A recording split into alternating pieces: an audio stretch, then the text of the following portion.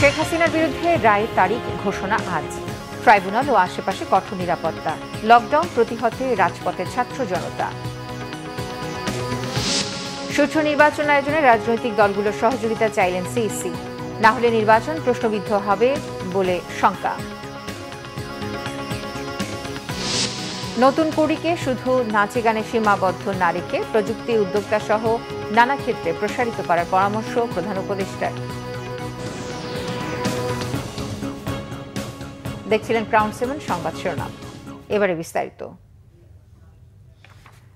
জুলাই গণ অভ্যুত্থানের সময় সংঘটিত মানবতা বিরোধী অপরাধের অভিযোগে ক্ষমতাচ্যুত প্রধানমন্ত্রী শেখ হাসিনা সহ 3 আসামির বিরুদ্ধে করা মামলার রায় ঘোষণার দিন ধার্য আজ।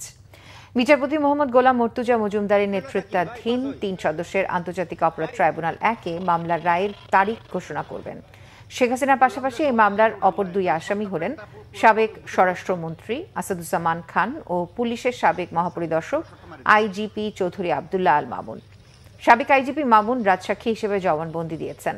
ট্রাইব্যুনালে হাজির করা হয়েছে রাজসাক্ষী সাবেক আইজিপি চৌধুরী আবদুল্লাহ আল মামুনকে। কিছুক্ষণ আগেই আদালতে আনা হয় তাকে। এদিকে রায়ের দিন ঘোষণাকে কেন্দ্র করে কঠোর অবস্থানে আইন শৃঙ্খলা বাহিনী। সুপ্রিম কোর্ট ও ট্রাইব্যুনাল এলাকায় রয়েছে কড়া নিরাপত্তা ব্যবস্থা। আর রাজধানী ঢাকা ও আশেপাশের এলাকায় বিজিবি মোতায়েন করা হয়েছে। আদালতের প্রবেশ পথে সেনাবাহিনী মোতায়েন করা হয়েছে। জুলাই গণ অভ্যুত্থানের সময় সংগঠিত মানবতা বিরোধী অপরাধের অভিযোগে ক্ষমতাচ্যুত প্রধানমন্ত্রী শেখ হাসিনা সহ 3 আসামির বিরুদ্ধে করা মামলার রায় ঘোষণার দিন ধার্য আজ। দর্শক, আন্তর্জাতিক অপরাধ ট্রাইব্যুনালে বিশেষ প্রতিনিধি আহমেদ সারওয়ার আছেন। সরাসরি চলে যাচ্ছি সেখানে। সারওয়ার, রায়ের দিন ঘোষণার জন্য আদালতের কার্যক্রম কি শুরু হয়েছে? এখন কি তথ্য আছে আপনার কাছে জানাবেন। গোলাম মর্তুজা মজুমদার নেতৃত্বে 3 সদস্যের ট্রাইব্যুনাল যখন তাদের কার্যক্রম শুরু করবে তখন প্রসিকিউশনের পক্ষ থেকে সাবমিশন করা হবে যে আদালত এই তারিখটা জানানোর জন্য। তখনই আসলে আদালত ট্রাইব্যুনাল এই তারিখটা বলবেন। এটাই হচ্ছে প্রসিডিউর। এখন এর মাঝে আবার কোনো কিছু বলেন কিনা বা কোনো কিছু আদালত কোনো কিছু জানতে চায় কিনা সেটা আসলে আদালতের ভিতরে কার্যক্রম না দেখে বলা যাবে না। আমরা কিছুক্ষণ পরেই আদালতেও ঢুকবো। আমার আরেক সহকর্মী নাবিল জাহাঙ্গীর এরই মধ্যে আদালতের প্রবেশ করেছেন। আর আমরা যেটা বলেছি যে 11:30টার দিকে বিচারপতি মানে ট্রাইব্যুনালের চেয়ারম্যান তিনি সহ অন্যান্য সদস্যরা এসেছেন এবং 2 ট্রাইব্যুনালের চেয়ারম্যানই একই সাথে ট্রাইব্যুনালে ঢুকেছেন এবং ওনাদের আসার পর থেকে আসলে আমরা আশাবাদী হয়েছি যে শীঘ্রই হবে এবং আমাদেরকে জানানো হয়েছে যে 12টার দিকে কার্যক্রম শুরু হবে। তা আমরা আশা করছি কিছুক্ষণের মধ্যেই কার্যক্রম শুরু হয়ে যাবে এবং তারপরেই সেই কাঙ্ক্ষিত মানে আমরা যে সকাল থেকে যার জন্য অপেক্ষা করছি সেই রায়ের তারিখটা হয়তো জানতে পারবো। এর মধ্যে ট্রাইব্যুনালে পর্যাপ্ত নিরাপত্তা ব্যবস্থা নেওয়া হয়েছে। ট্রাইব্যুনালের আশেপাশে এবং বাইরে ইভেন হাইকোর্টের সামনেও সেনাবাহিনী মোতায়েন করা হয়েছে সাজোয়া যান দিয়ে। মানে পুরো নিরাপত্তা চাদরে ঢেকে ফেলা হয়েছে বিভিন্ন কর্মসূচির কারণে। ধন্যবাদ সারওয়ার। দর্শক, আইন শৃঙ্খলা পরিস্থিতি সহ রাজধানীর চিত্র জানাতে এখন কথা বলছি বিশেষ প্রতিনিধি জিয়া খানের সঙ্গে। তিনি আছেন শাহবাগ এলাকায়। জিয়া, শাহবাগের চিত্র কেমন দেখছেন? আজকে ভোর থেকে আমি রাজধানীর বিভিন্ন এলাকা যেমন মিরপুর, পল্টন, বাংলা মোটর হয়ে এখন শাহবাগে এসে অবস্থান করছি। এক কথা যদি আপনাকে বলি তাহলে রাজধানীর চিত্র এখন পর্যন্ত স্বাভাবিক এবং শাহবাগ এলাকায় গণপরিবহনের যে সংখ্যা শাহবাগ সহ আশপাশে অন্য সব রাজধানী যে এলাকা সেখানে কিন্তু গণপরিবহনের সংখ্যা সকাল থেকে অর্থাৎ সকালের তুলনায় বেলা বাড়ার সঙ্গে সঙ্গে কিন্তু বাড়ছে। পাশাপাশি সাধারণ মানুষের যে উপস্থিতি সেটাও কিন্তু নগরীতে বাড়ছে বলে আমি লক্ষ্য করেছি। তবে এই রাজধানী জুড়ে এখন পর্যন্ত বড় কোনো ধরনের অপ্রীতিকর ঘটনা বা পরিস্থিতি অর্থাৎ ককটেল বিস্ফোরণ বা গাড়িতে অগ্নিসংযোগের ঘটনা কিন্তু লক্ষ্য করিনি। স্বাভাবিকভাবেই কার্যক্রম মানুষের শুরু হয়েছে এবং সাধারণ মানুষ বেলা বাড়ার সঙ্গে সঙ্গে রাজধানীতে তাদের যাত্রা অর্থাৎ রাজধানী তাদের পদচারণও বাড়ছে। এছাড়া আইন শৃঙ্খলা বাহিনী বলতে পুলিশ সহ বিজিবি, বাংলাদেশ সেনাবাহিনী বা অন্যান্য যে আইন শৃঙ্খলা বাহিনী তারাও তাদের সর্ব উপস্থিতি ছিল রাজধানী জুড়ে নিরাপত্তার স্বার্থে এবং পুলিশ বিভিন্ন গুরুত্বপূর্ণ পয়েন্ট ছাড়াও গুরুত্বপূর্ণ স্থাপনাগুলোতে পুলিশের যথেষ্ট উপস্থিতি ছিল এবং চেকপোস্ট বসিয়ে তারা তল্লাশি কার্যক্রম পরিচালনা করছেন এবং পুলিশের পক্ষ থেকে আমাদেরকে জানানো হয়েছে যে নর্মালি যে পুলিশ ডিউটি করছে এর বাইরে প্রায় 6,000 অতিরিক্ত পুলিশ সদস্য আজকে নিরাপত্তা ঘিরে জোরদার করা হয়েছে রাজধানী জুড়ে। তবে রাজধানীতে এখন পর্যন্ত কোনো ধরনের অপ্রীতিকর পরিস্থিতি নগরবাসী মোকাবেলা করেনি।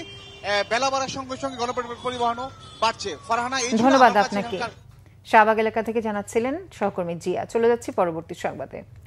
শেখ হাসিনার বিচার ঠেকাতে লকডাউনের নামে চোরাগুপ্তা হামলা ও বাসে আগুন দেওয়া হচ্ছে বলে অভিযোগ করেছেন বিএনপির সিনিয়র যুগ্ম মহাসচিব রুহুল কবির রিজভী। ফ্যাসিস্টদের প্রতিরোধের আহ্বান জানান তিনি। জাতীয় বিপ্লব ও সংহতি দিবস উপলক্ষে শহীদ রাষ্ট্রপতি জিয়াউর রহমানকে নিয়ে মাসব্যাপী ভিডিও কন্টেন্ট নির্মাণ প্রতিযোগিতা উৎসবের উদ্বোধন করে তিনি এসব কথা বলেন। যারা দেশের রাষ্ট্র ক্ষমতায় থাকা অবস্থায় জনগণের টাকা লুট করে, যারা এক একটা নিজের এলাকায় সাদ্দাদের বেহেশত তৈরি করেছে, তারা তো জনগণের প্রতি কোনো দরদ থাকবে না। এখন তারা ওই সময় লুটের যে আনন্দ, ভোগের যে আনন্দ, বিলাসের যে আনন্দ, এই ভোগ বিলাসের আনন্দের কথা শেখ হাসিনা ভুলতে পারছে না, আওয়ামী নেতারা ভুলতে পারছে না।